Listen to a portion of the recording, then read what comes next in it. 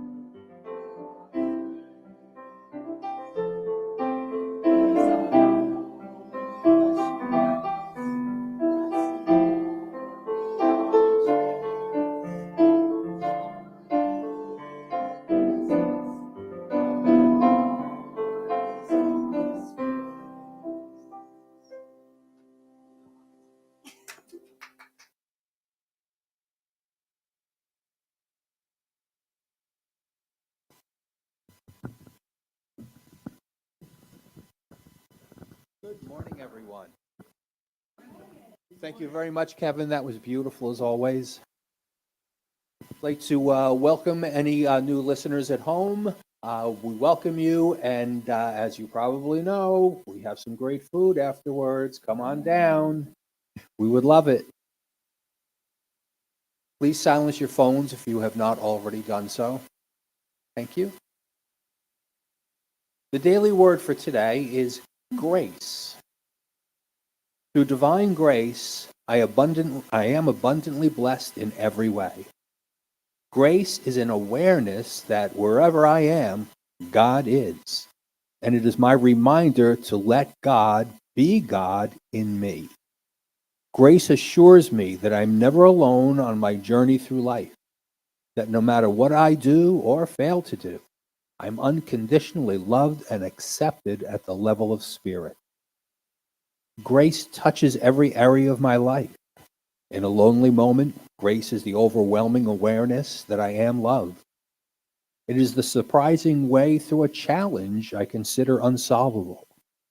It is my whole body suddenly glowing with the power of divine life, even as I experience a health challenge. These are just some of the many ways I experience grace. Grace need not be, nor it can be, earned. It is a divine gift, available at every moment. As I open my heart to divine grace, I'm filled with indescribable peace. Grace be with all of you. From Hebrews 13:25. Grace. Through divine grace, I am abundantly blessed in every way. At Unity, we have a mission statement for the year. If you please read along with me. We are a loving, nurturing community dedicated to being a positive path to spiritual living, to awaken oneness with God within us all. We dedicate this year to activating the abundance and prosperity in our lives with gratitude, love, action, and connecting to the divine within us and the world around us. Once again, after the service today, we give life to this mission statement with potluck food and spirit-lifting conversations. Please join us. As you know, we broadcast live on Facebook and on YouTube. Simply go to our webpage, unityoftheseacoast.org.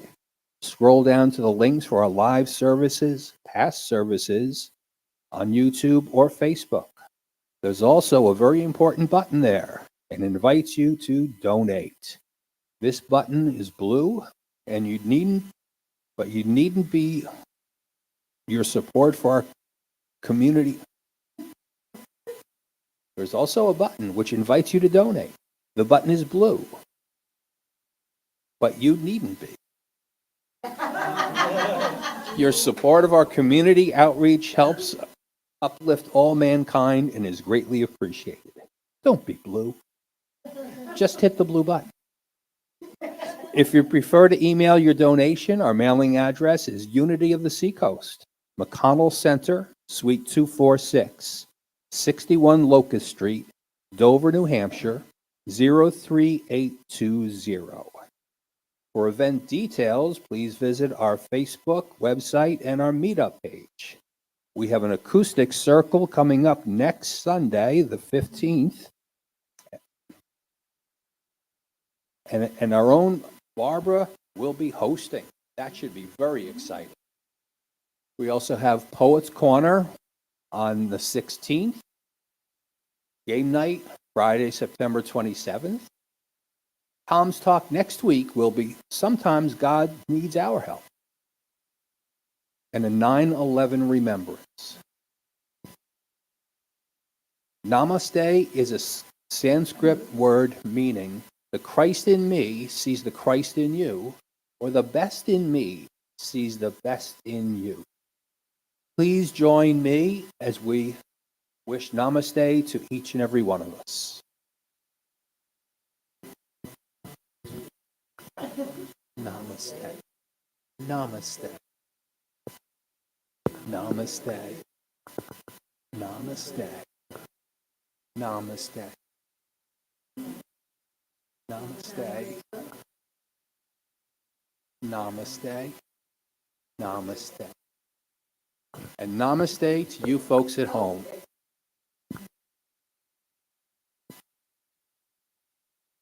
Now is my opportunity and my pleasure to introduce our speaker today.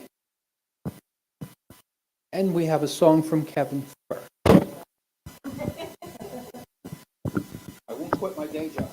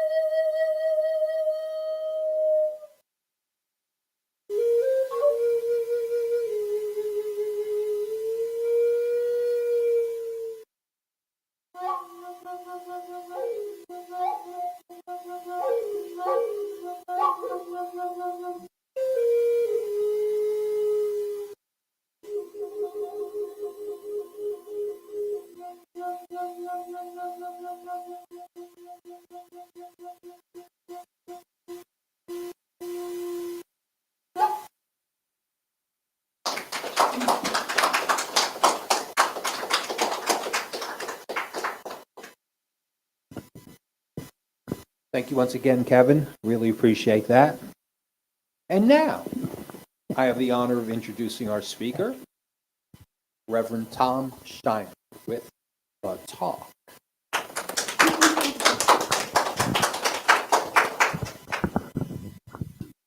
Thank you, my friend. I love you. Good morning, everyone. Good morning. I turned up my microphone today, so let me know if it's too loud. But I noticed last week when I was home, Frank was hard to hear. So I'm trying to compensate that. I don't know if I'm hard to hear or not.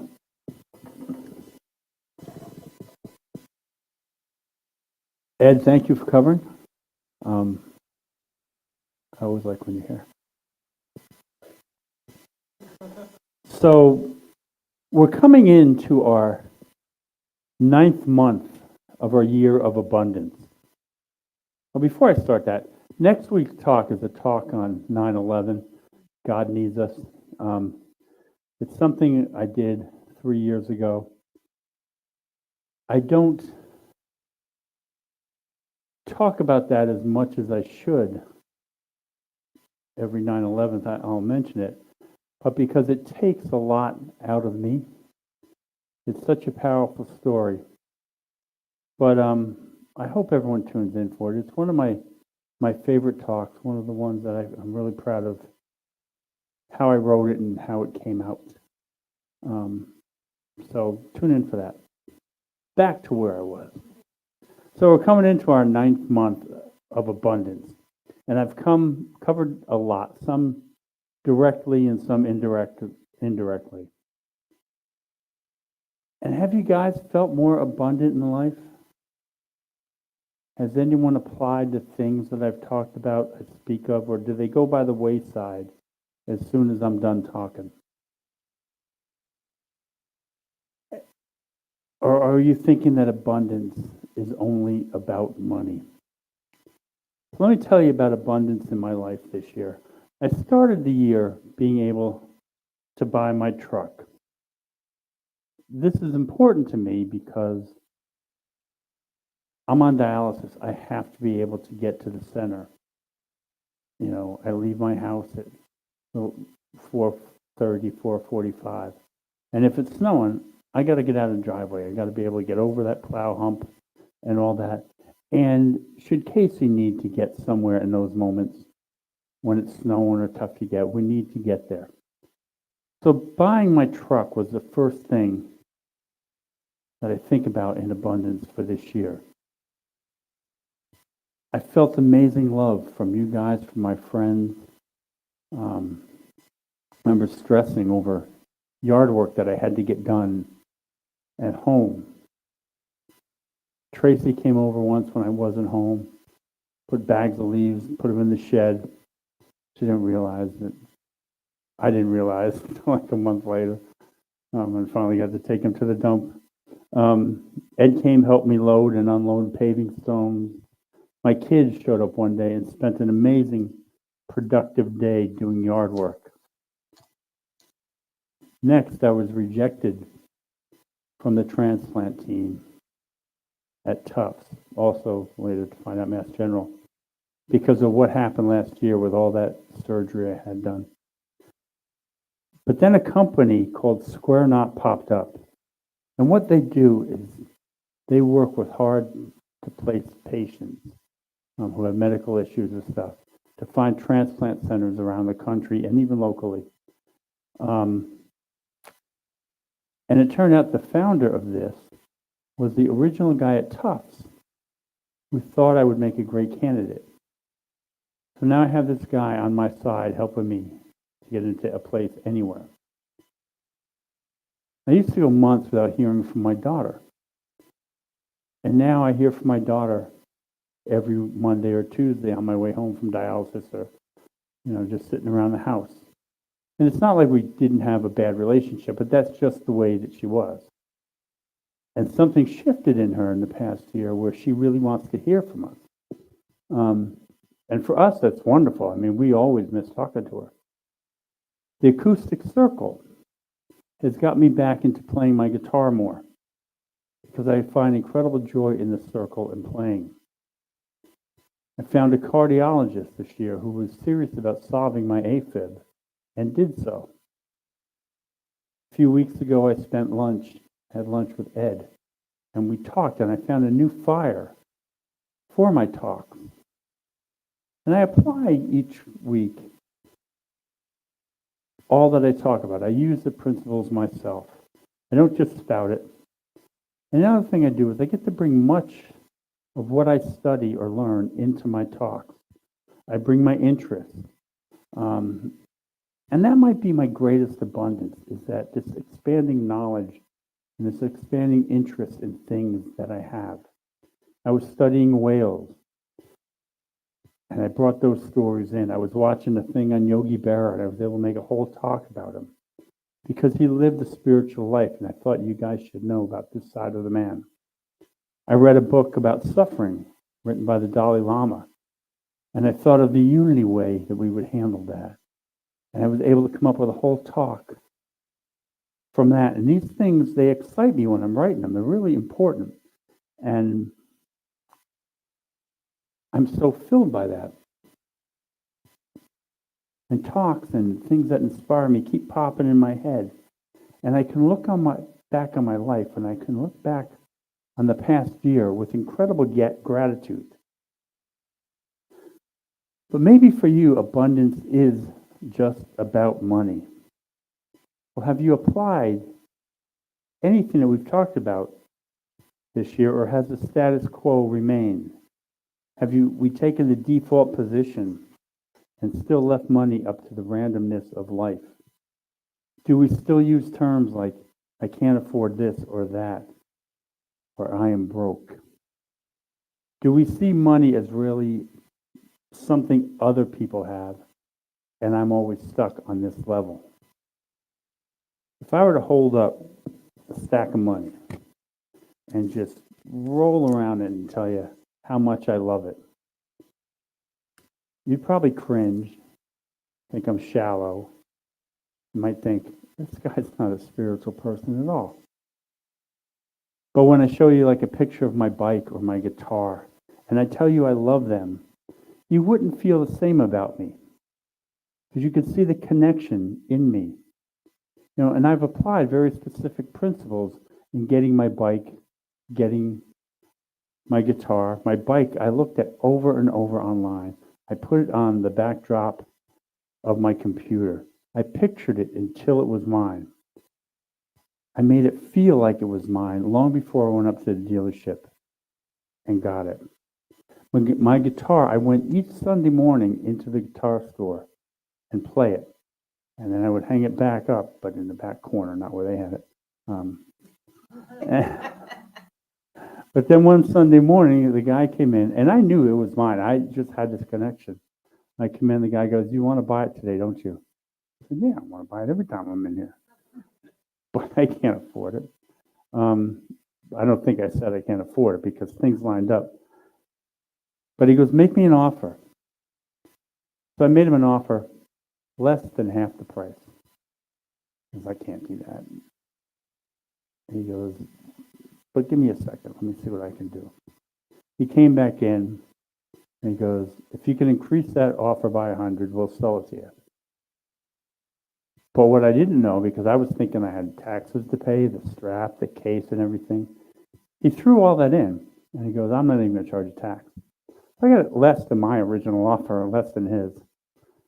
So it worked out quite well. I could have easily walked out thinking I can't afford it and not make the offer. But it required me to participate.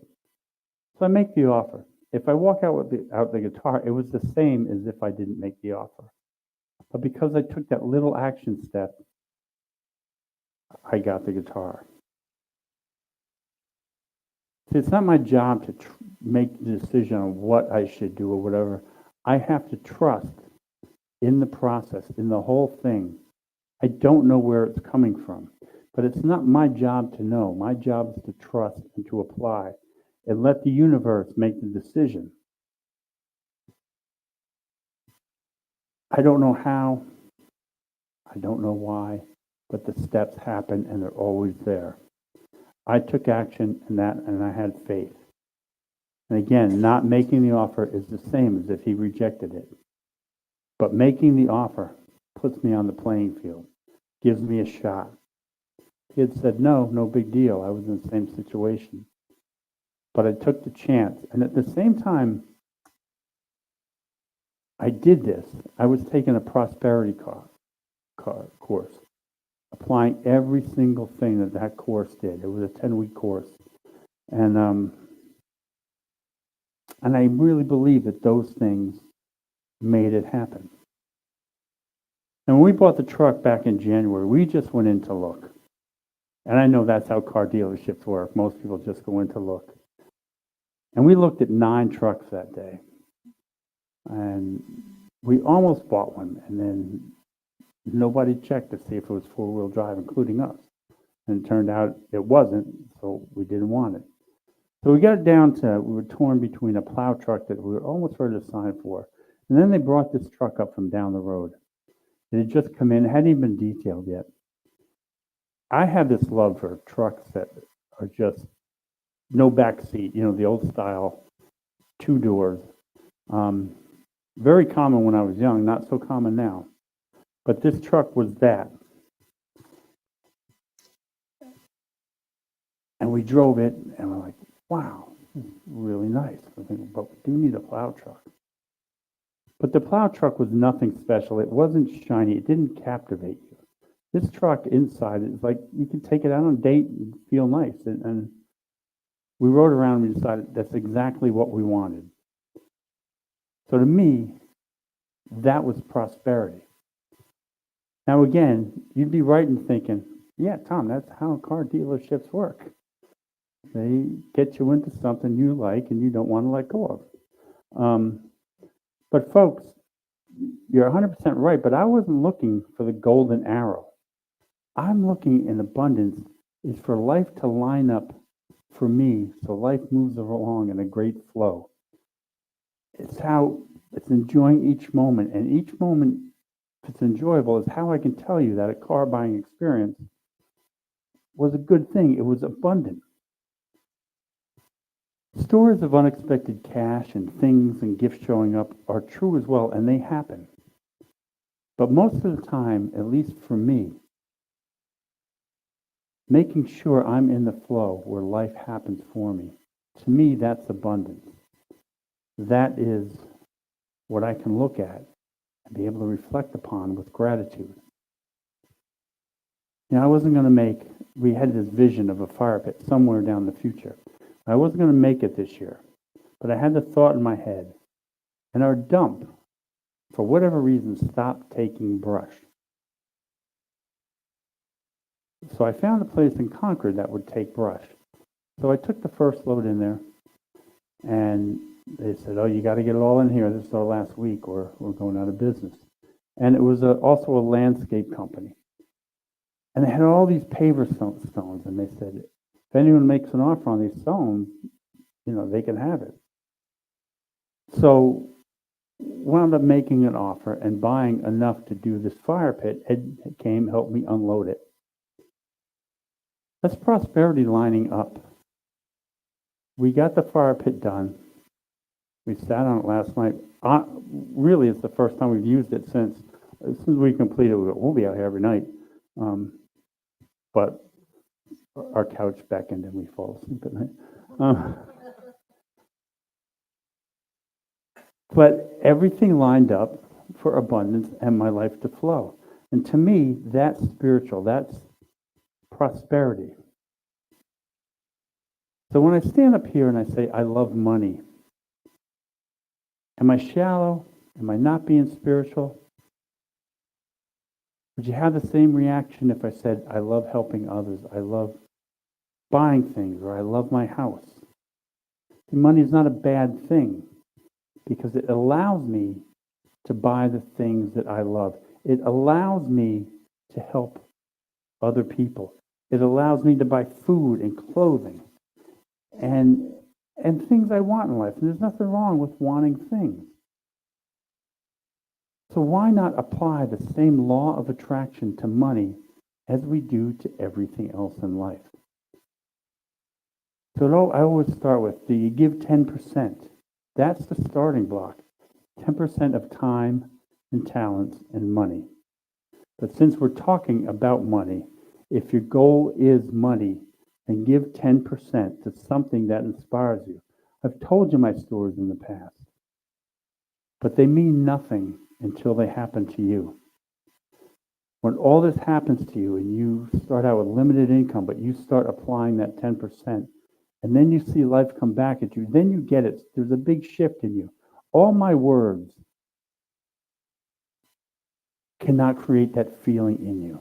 I mean, I remember that $10,000 check that I talked about, and it showed up. I just picked a random number, and I talked about it for near a year, and kept checking the mail. $10,000 come in today? Nope. And it was kind of a joke until it came in. These things happen. I can explain it, but they happen. But you have to take the steps. Everything in life requires that fifth principle. It's not enough to know, you must do the work. When you leave here, if you put all I've talked about on the back shelf and you don't apply it, you're not getting it. And what's the point of having a year of abundance if we don't apply it? The universe responds by giving you what you want. If you think you have a limited abundance, a limited lifestyle, that's what you get. Apply the same laws of attraction to money. To do it the same way that you apply it to the rest of your life. Treat money with love. Do not treat it from an idea of place that money is bad. Why would it come and land on someone who thinks it's bad? Think of it as an object with feelings. It's going to come to those who love it because you're starting to match your vibration to your desire. Try not to operate from lack. Saying yes to money is saying yes to freedom. Saying yes to all that life has to offer. Saying yes is the key in any part of law of attraction to allowing the flow to come to you. Now, each thing has things that make it unique and special: size, weight, look, color, even the feeling that we have about it. Sometimes that feeling is indifference. And each thing also has a vibration about it. And that gets activated when we align with it. And we go from indifference to a feeling of desire. When you desire or give your best attention to something, you feel a shift. You get ideas of what it would like to be, to have this desire, to have it, to feel in this shift. And we all feel this shift, and we all picture moments where we have a desire, and we can picture that. And I'll give you an example. Remember your first crush, your first puppy love?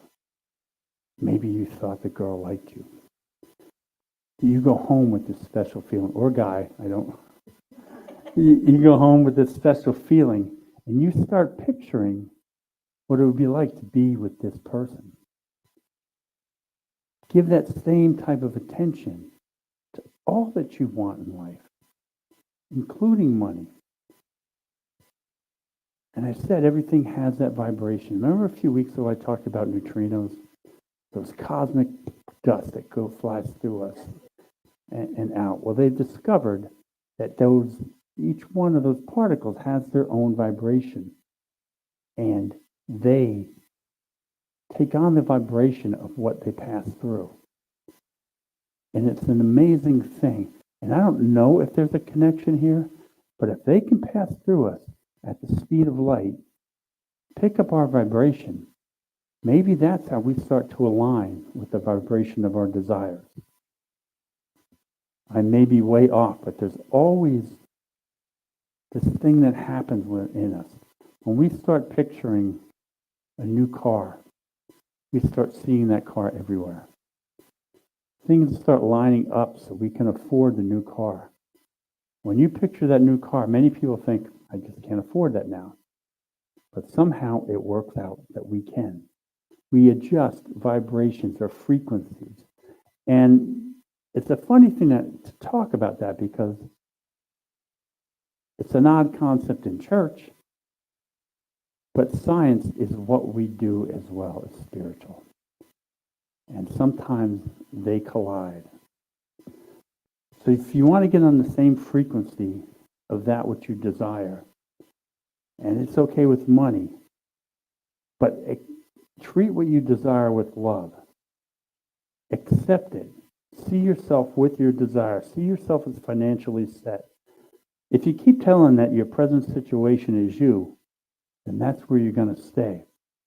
If each thought about financial situations, goals, and dreams is followed by that dose of reality, well, I have a limited income, I can't do that, then that's what you will stay. You tell the universe you have a limited income, it's sure, you have a limited income. If you tell the world you're abundant, the world responds back, you sure are abundant, and it gives you more abundance. There's so many financial strategists out there, books that you can read, prosperity books and whatever. Some are good, some are just a waste of time. But they all start by giving. They all start by showing the world that you're abundant, and then the universe matches it with abundance. So treat whatever you desire with intent and love. Stop referring back to your present as if it is who you are. Give the universe a chance to match that vibration. And next, visualize what your life would be like with that desire fulfilled. Again, I knew my motorcycle inside and out, even before I went to the dealership. I knew that guitar was mine long before it was. Get pictures on your computer. Make a folder of pictures and look at them often. Close your eyes and picture what your desire is. I remember I used to, long ago, long before I knew any of this process as a kid, I used to picture what it'd be like to be on the beach in Florida or in Hawaii. And I would think about that a lot, be woken up from my teacher like, Tom, pay attention. Hold on, I'm in Florida. But I was doing this stuff long before I knew it was doing. And I was doing the very first time I saw Magnum PI, I thought, I'm going there. I want to go there. As a kid, I wanted to go to Florida. All my friends' parents took them to Disney World, and we just didn't do that. But by the time I was 22, I had been to Florida so many times, it was like a winter home. Except for the 2 winters, I packed up and I went to Hawaii instead. I could tell you what the sand on the beaches feels like. I can tell you running down the roads barefoot just to go running and stepping on these little mini pine cones. Oh. But I did it, and I could tell you where Tom Selleck lived. And I could tell you what it's like to meet him. We worked for a landscape company, and it's a very well-to-do landscape company. He only took estates, and there's a property area called Black Point, and we took care of the house next door. One day, a guy leans over the fence. Hot, you want lemonade? And it was Tom Selleck. He gave us all lemonade. But I visualized all these moments long before they happened, long before I knew the process. But these things happen. When you're a kid, it's easier to dream and manifest because we're kids. But we know this unlimited possibility. We don't come with that idea of, I can't do this because that or that or that. When you're a kid, you got this hopeful manifestation thing happening. You can picture yourself doing anything. And as a youth, when a young man, I never thought of much more than, if I grab my last paycheck, I can drive to Florida. If I take that old car, fix it up, I don't have to buy a new one. I can drive to Florida. I never thought of the reasons that I couldn't do it. Not being able to do things never entered my mind. Only as I got older did those things enter my mind. Something scarred my idea of what freedom is. And responsibilities came in, and we begin to limit ourselves. And it's funny because as an adult, we have access to more prosperity than we ever did as a kid. And we understand that we have responsibilities, but why should we limit our dreams? Our dreams should just take off. I'm not telling you to forget your responsibility, but I'm telling you to dream like you did when you were a kid, when you were young. Set the intention. Don't think about the negatives and begin to match the vibration so it gets matched by the universe.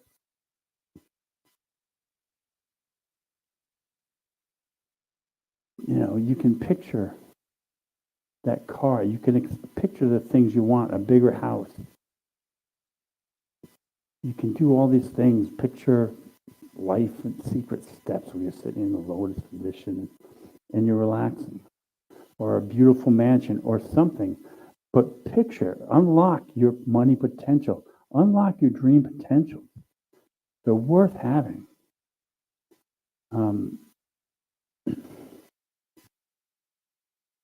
And live your life like you are abundant.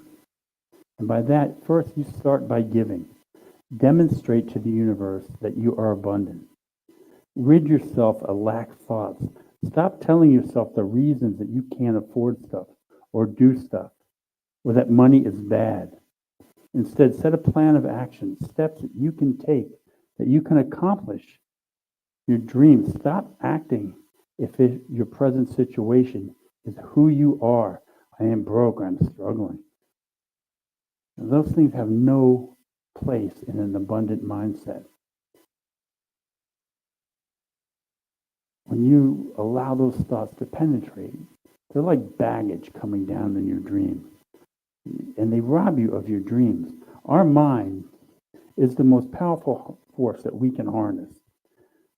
And we're still only beginning to understand that power and what it can do and attract. But it makes connections and processes on level that are so far beyond us. Science is discovering this all the time. Quantum physics only seems to prove this.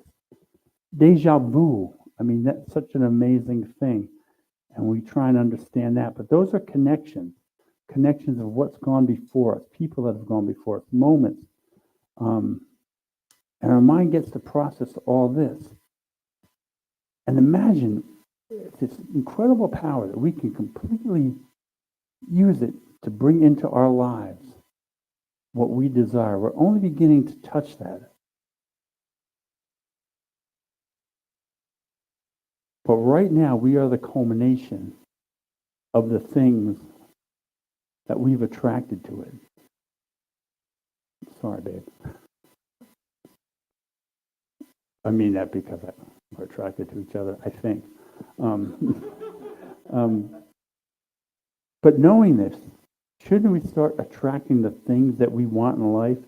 Make an action plan for these things. Get pictures. Again, create a folder. Look at them. Get your mind on the same vibration.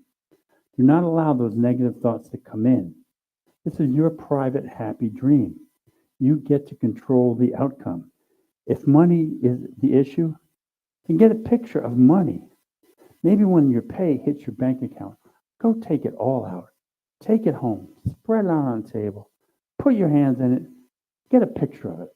You can take the money back, put it in the bank, and let it do what it's going to do. But at least you have a picture of your hands holding your money. Lots of money. You know what it looks like to see your hands on money. Some days, your action step will be only to tuck away a little bit. Some days you won't know, so your action step will be just meditating on, please, what comes to me.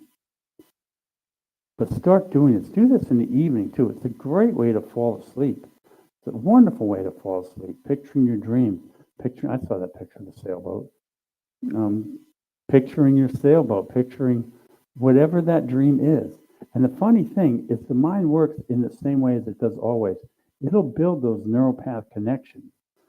It did that when I'm playing guitar. If I can't figure something out, and I've told you this, I will practice it before I go to bed a few nights in a row. It's so much easier to build that muscle memory because the neural paths are getting built on which you focus on mostly at night. It'll build on other things, but the percentage of those are what your mind is set on. So make it set on your dreams right before you go to sleep. The worst that can happen is you wake up the next day happy. The best that happens is you've started taking steps to make your dream occur. Oh, I covered that. Your mind, it does all these things. And it does them to connect you with the rest of your life, to get you in the flow. Successful people have this attitude about finance. It'll come and they will always be living in success. Their mind has created this condition. You've seen all those people who win the lottery and not long after that they're quickly broke. They come into money and as soon as they get it, it's gone. It's because they haven't developed the mindset of someone who is financially successful. Charles Barkley came with the NBA in '84, and he was drafted by the 76ers. And one day he was talking to Dr. J. And he was kind of bragging about his cars. And Dr. J was not impressed at all.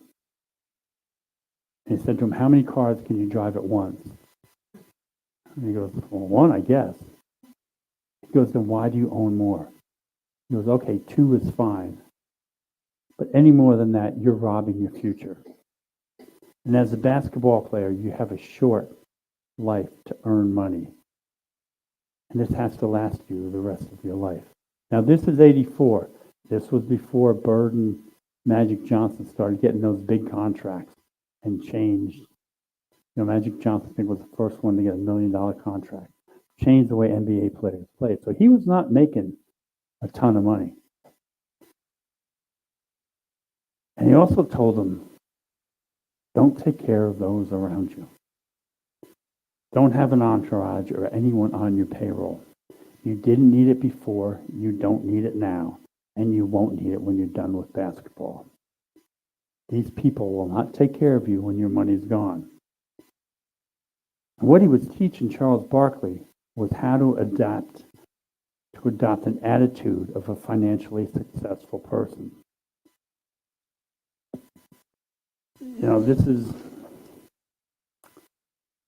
There always comes a thing when you have money, you got to take care of those around you.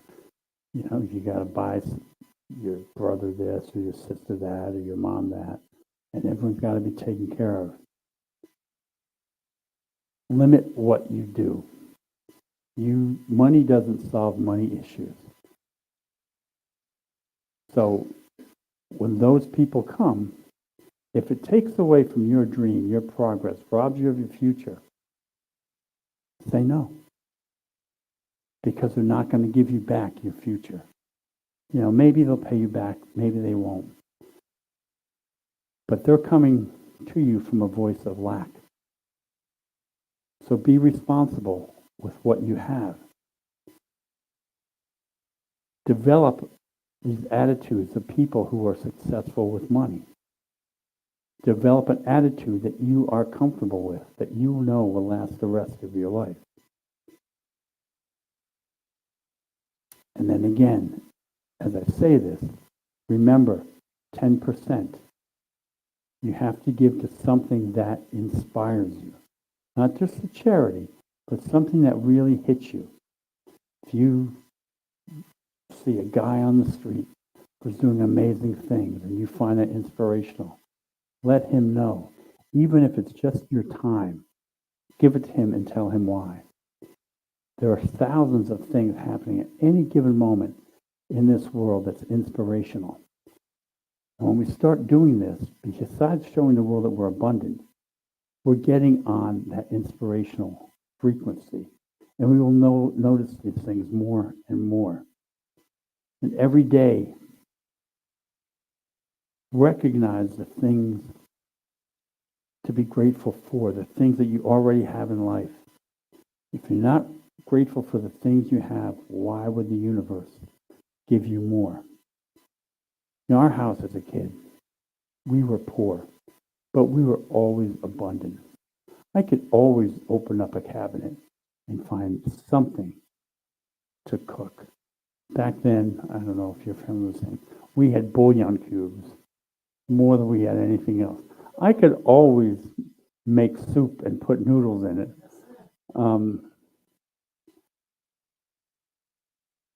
These things that poor people would dream of having.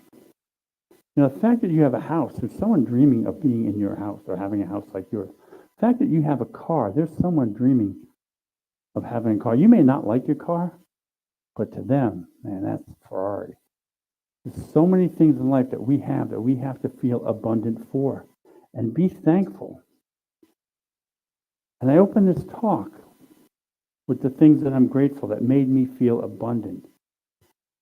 And none of them were big.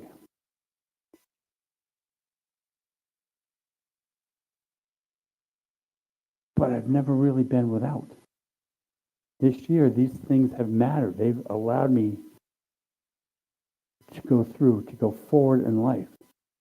You know, as bad as I felt, I could sit in a home where I had something to eat.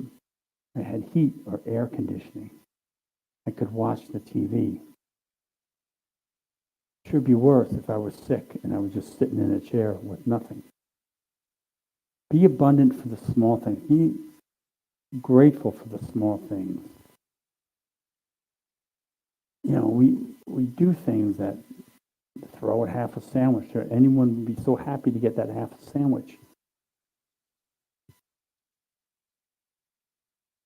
When you can look at the small things in your life, the everyday things in your life that get you in the flow, begin to feel incredibly abundant.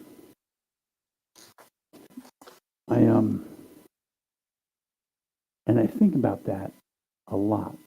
Think about that when I lay in bed. And I did this morning. We woke up, Casey went down to make coffee, and I lay there for a while. And I always try and think about the things I'm grateful for. And it's such an amazing thing that we have so much in life that allows us to do more in life. Again, we won the birth lottery by where we were born. We have the comfort to be able to dream of things beyond the necessary, to dream big dreams. The sky's the limit. We watched this thing on Apollo 13. Jim Lovell, poor as dirt, I think from Ohio. Talk about dreaming the sky's the limit. This guy flew to the moon twice. He didn't get to land on it twice, or ever. But he may be one of the most important astronauts in our history. By his presence of mind to keep everyone calm, to solve an issue that could have failed at any moment. Those guys were down on Earth duplicating what he had to do and then telling him, but then he had to do it. And if any of these things went wrong, they're out of oxygen, they're out of electricity. And the most amazing thing, as they're approaching Earth, they're 4 degrees off. They can't turn the computers on because it won't give them enough energy to do the final corrections and to come back. But he had to make up those 4 degrees. So what they did is they used like joysticks, and there's crosshairs looking out this window, and they had to line it up.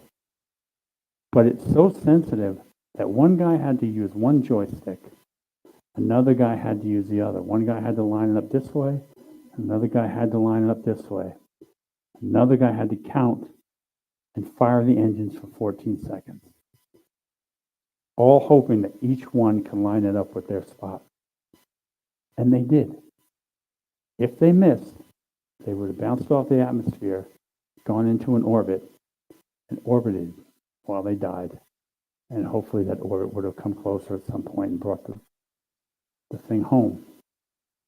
And all these things because this guy dreamed of what he could be in life, that he could fly to the moon. And all these things worked and brought them home. everybody on the ground seeing that success. The mission captain, Gene Kranz, don't see failure, work the problem, work the next problem. That's like us. Don't see failure. Take the step. Take the next step. Take the next step. That's how you succeed. You don't have to conquer your dream all at once. You can dream it, but just take the next step toward it.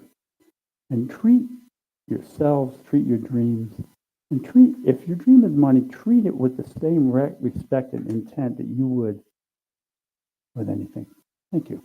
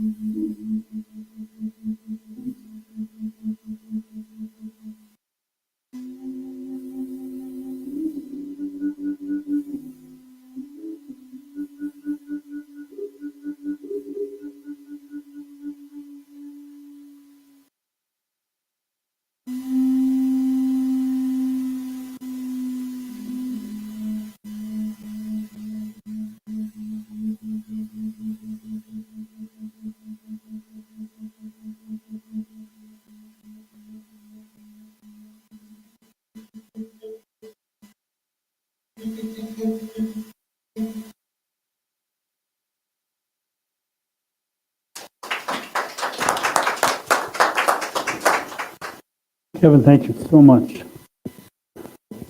Again, I ran over a lot. So we're going to skip the meditation. We're going to do prayers of the people.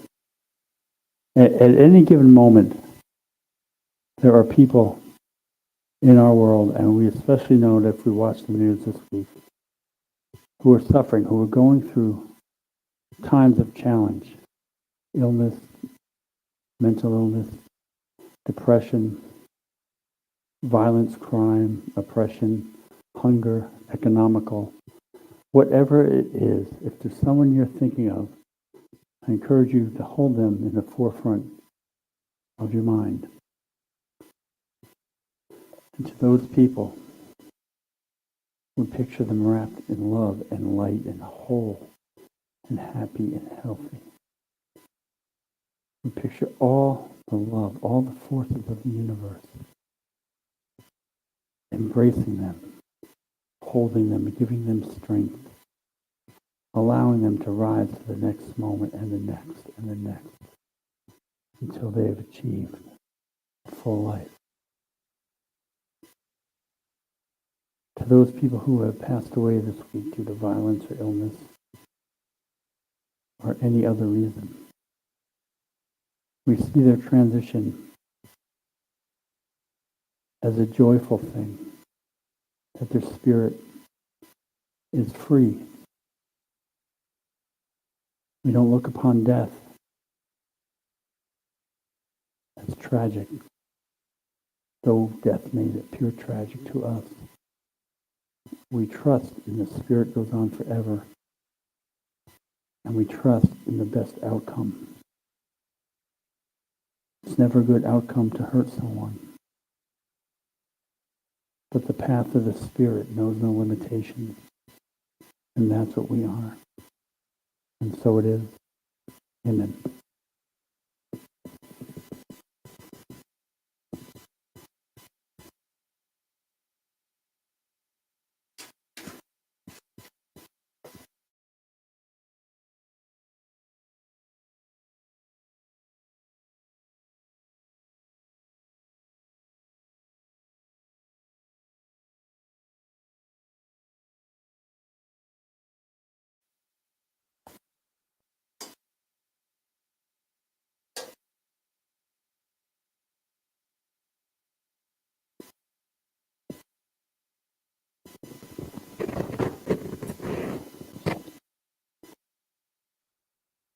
Please join me for the prayer of tithes and offerings.